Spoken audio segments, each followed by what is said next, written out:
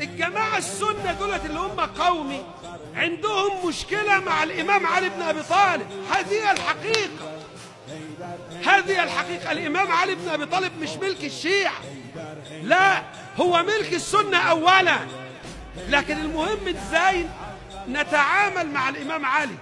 الإمام علي يا حبيبي هو سيدك وسيد أبوك وقائدك ومديرك ووليك، سواء عجبك أو مش عجبك. الصحابة ما عجبهمش، انت عايز تتضاف معاهم. النبي صلى الله عليه وآله وسلم وبصراحة لما اشتكوا عليا وغضبوا قال لهم: ماذا تريدون من علي؟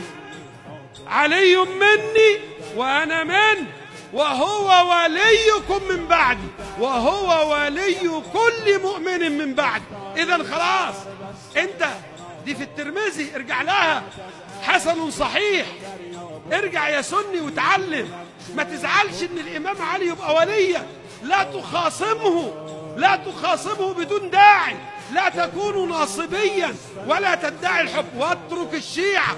اعتبر الشيعة كفار ومشركين ومن اهل جهنم، ولكن ده لن يعفيك.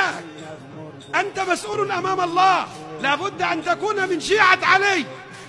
ما فيش حد يقول لك اضرب نفسك، ولا روح طب، ولا روح عور نفسك في ايام الحسين.